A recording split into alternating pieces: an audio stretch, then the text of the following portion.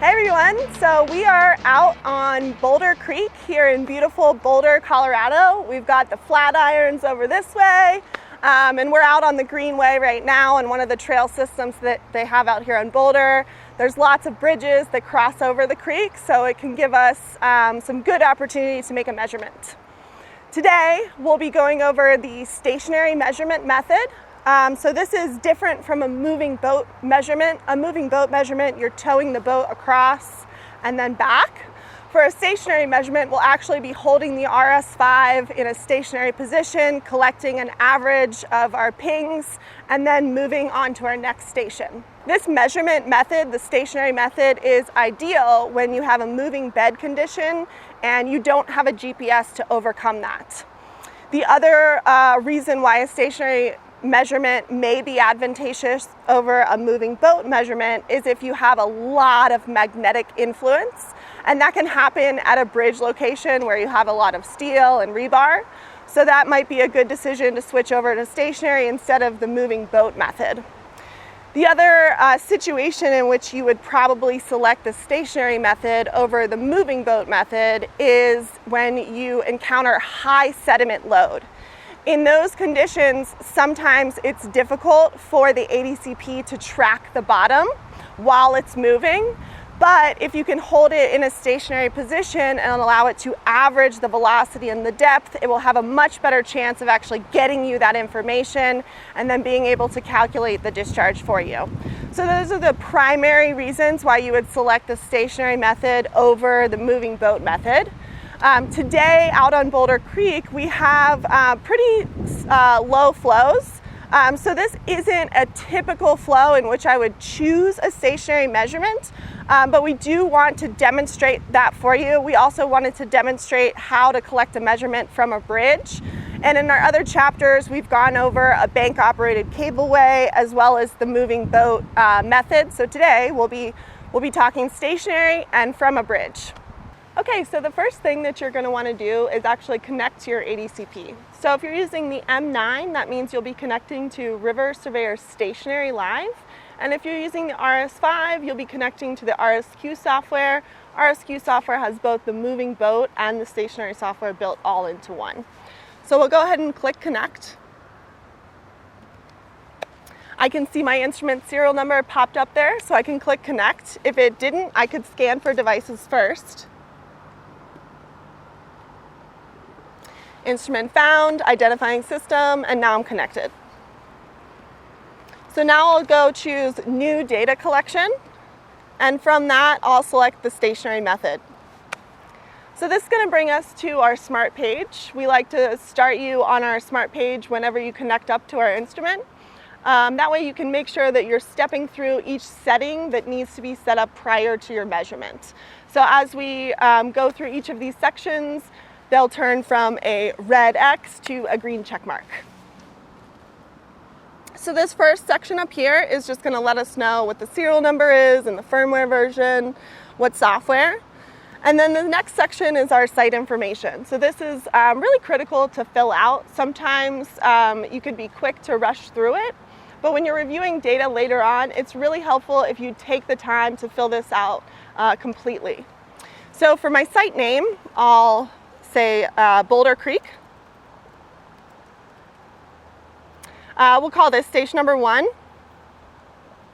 Location, we're in Boulder, Colorado. I am the operator.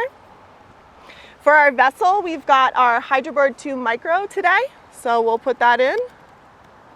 And for our measurement number, this is our first measurement of the day, so we'll put 1 in for that. And then in comments, I usually like to indicate if I'm doing any specific testing or something about the weather. And it's a bit breezy today. It's definitely very warm out. So I'll just make a note that it's breezy and that might be impacting a little bit of the boat control.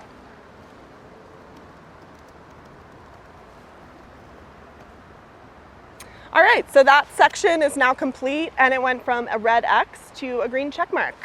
So now we can move on to the next section here, which is our compass calibration. So in order to do the compass calibration, we're going to want to actually rotate the boat around. We want to calibrate the magnetic compass that's inside of the RS5. And so that process is going to take us about 2 minutes. We need to perform that calibration as close to the measurement site as possible, but because we're working from a bridge, we have to think about the influence that that bridge is going to create on the measurement and during the calibration. So we need to be careful in where we choose to do our calibration. And we'll talk a little bit more about that as we get set up for the calibration.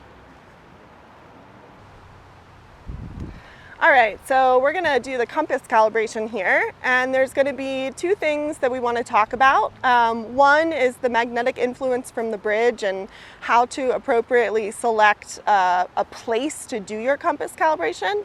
And then the next is going to be how to do a compass calibration when you're doing field work by yourself. So for a bridge measurement, we do need to think about the metal contained within that bridge and the magnetic influence that will create. So we want to figure out how far away from the bridge we'll actually be placing the boat for the measurement, and then try and walk that distance away from the bridge to do your compass calibration so that we have approximately the same magnetic influence during the calibration as we have during the measurement. Because the whole point of the compass calibration is you're trying to mimic the measurement environment. So that's going to be critical. So I'm going to actually walk the boat back behind me, and then I'll set it down on the ground. I'll come back, I'll leave my PC here, and that's how I'm going to be able to do this by myself. So I'm going to hit the start button in the compass calibration window, and then I'll walk back to the boat, pick it up. I'll have to count in my head up to the 2 minutes. Remember, it's 1 minute per rotation. You're doing 2 rotations. And then when I'm done with that 2 rotations, I'll set the boat on the ground, I'll walk back over and hit done.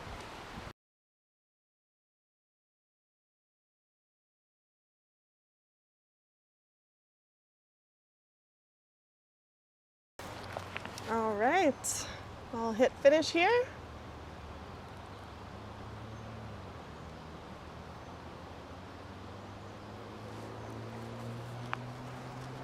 Just waiting for our results.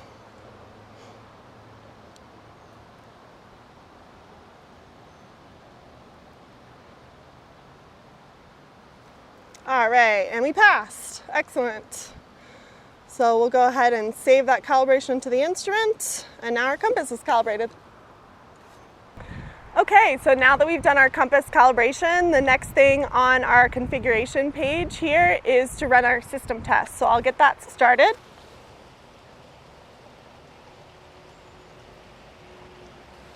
So the system test is going to check communication with the temperature sensor, the compass, and it's also going to check the battery voltage. If we have issues with any of those 3 things, we'll receive a warning once the test is complete. And we passed, so that's great.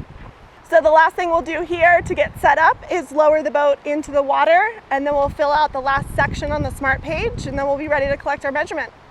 So I'm going to lower the boat into the water. I'm doing this so that the temperature sensor on board, the ADCP, which sits right here, this can equilibrate with the water temperature. It's a lot hotter air temperature than it is right now with the water temperature. So here we go. I've got the one end tied off to the bridge, so just in case.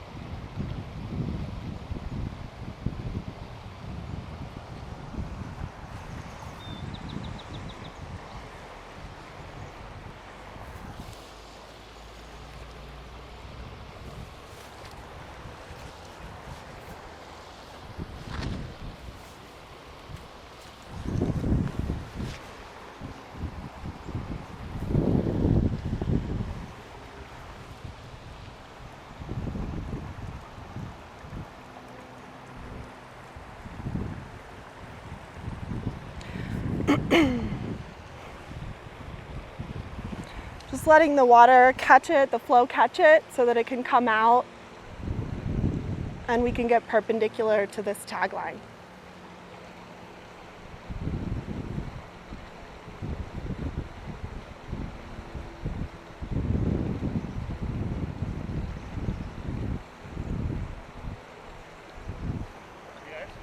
All right, morning.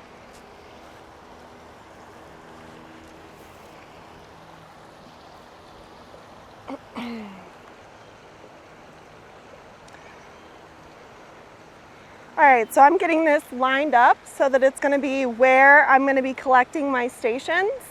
And I want this to be perpendicular to the tagline. I've set up my ADCP so that my positive X arrow is pointed downstream. That's perpendicular to this tagline. And I'm letting it go out into the center so that it can actually sit in the boat perpendicular, so that I can allow the magnetic compass to get the tagline azimuth of our actual transect. Okay, so now that we've got the boat in the water and positioned in the sort of center of the channel where we've got high velocities, we're ready to fill out the last section of the smart page. So this is our system configuration.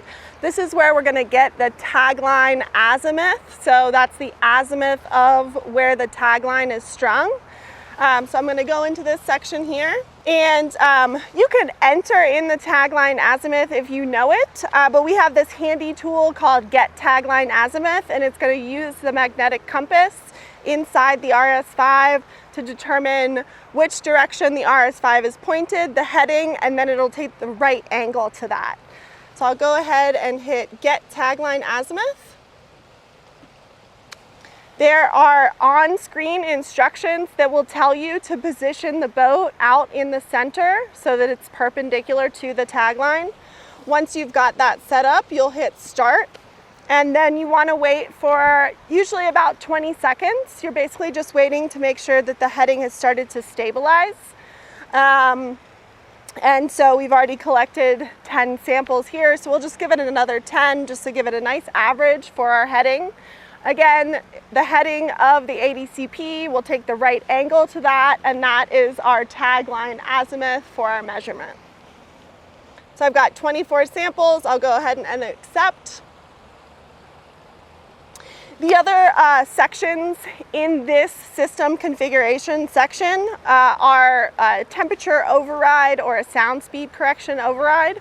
Our temperature sensor is working. We're letting it equilibrate with the water temperature, so we'll just use the onboard temperature sensor for our sound speed corrections. Boulder Creek is a freshwater creek, so we'll leave the salinity at 0. And then the bottom half of this is our depth reference, which we'll set for the vertical beam. So that's the dedicated echo sounder that's looking directly down. We do have the bottom track beams, the 4 velocity beams on the outside, as a backup for depth if we need it, and that'll be available afterwards. For our track reference, because this is stationary and we're not actually moving the boat back and forth, we're taking an average in a stationary position. Our reference in this case is actually going to be the system itself. We're assuming that the system is not moving. If you didn't have very good boat control, then you can select bottom track for your track reference, but system is the default here. For our discharge method, we are selecting the midsection method. This software does support the mean section as well. The midsection is widely used around the world. It's what the USGS uses. There are some agencies that do use the mean section method, and that is available. Today we'll be going over the midsection method. Our heading for this measurement is going to be the internal magnetic compass, and that's where we'll be getting our heading from. So we'll go ahead and click OK and close out this section here. the final section that is optional, it's not required, is your quality configuration. So if we knew what the discharge was going to be here, we could actually enter in a rated discharge, and that would help us with setting our widths in between our stations. I don't know what the discharge is out here, so we'll just leave it blank and we'll allow the software to calculate the percent of discharge per station for us as we collect the data. So at this point, we've filled out our entire smart page and we're ready to position our boat at our first station and actually get started with the measurement. So let's do it. Okay, so we are out at our first station for our stationary measurement here. I am on the edge of water. I've got my tagline tied across. It's following the bridge here. And what I need to do is I'm going to press add my start edge here. On the RSQ software. I'm going to tell it what bank I'm on. I'm looking downstream, so I'm on the left bank. That's what it has here. And then what I need to do is read from the tagline here where exactly the beginning of the edge starts. And the water line for the bank comes up right about here at 1 meter on my tagline. So that's what I'm going to enter in for my location from initial point is 1 meter. And then this is where I'm actually going to fill in my transducer depth, which I measured earlier with my carpenter square, and is 0.06 meters, so it's 6 centimeters, about 2 inches. And that's all I need to fill out for this particular station because I'm just telling it where I'm starting. I'm not actually collecting any velocity data. So I'll hit OK. And then it's automatically going to bring me to my next station, station number 2, which is open water. So I'm going to move over to my first boat location where I can collect my velocity data. I'll again determine where I am on the tagline and fill that in. Okay, so I've got the boat positioned in a place where I feel like I can hold it stationary. That's going to be critical for this measurement. So what I'm going to do is from the boat, I'm going to look to the tagline and I'm going to read off where I am on my metric tagline. It says 4 meters. So that's what I'm going to put in here for my location from initial point for my first open water station. It's going to automatically fill in that transducer depth from the previous station. I'll click OK, and now it's going to start collecting my 40-second average. So at each one of these stations, I'm going to collect 40 seconds of velocity data and depth data, and I'm going to use the average over that course of 40 seconds.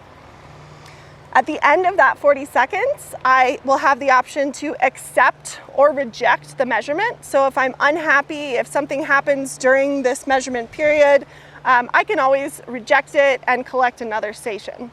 You also always have the option to go back, delete stations, and put them back in.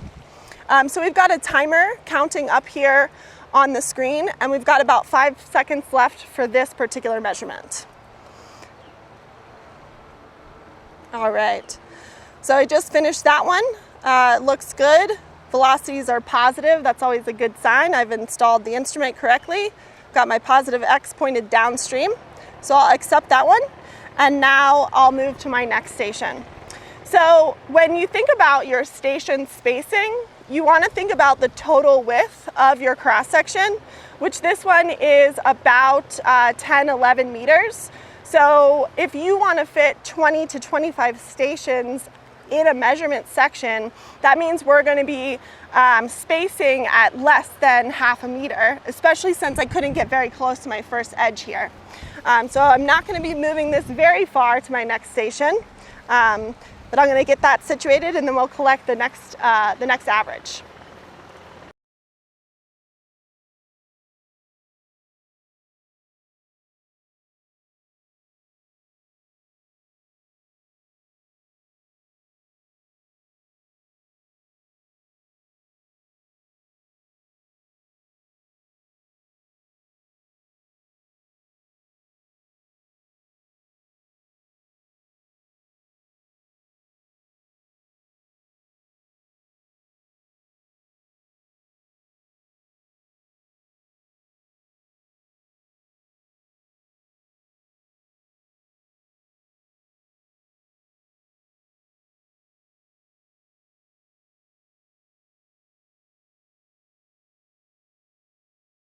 Okay, and now I'm going to come down to my ending edge. So what I'll do here is I'm going to toggle the open water to, sorry, actually, I'll leave that. I actually am going to click the add end edge here at the bottom. So it'll bring up a new window. It automatically knows I'm on the right bank because I started on the left. So what I'm going to do is I'm going to look, see where my edge of water is, read that off here. I'm at a nice 11 meters. Everything was really round today. I don't know how I got lucked out with that. Doesn't usually happen. So we'll hit 11 for the end edge there. And we'll say, okay.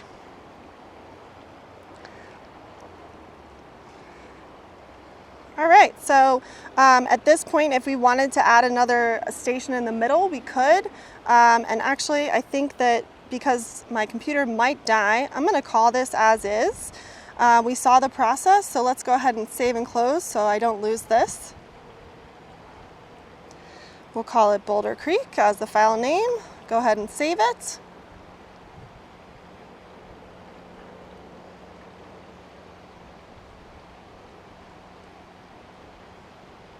Okay, so now that it's saved, I can open up that file again.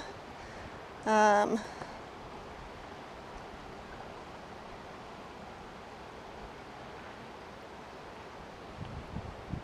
can actually look at my discharge summary report.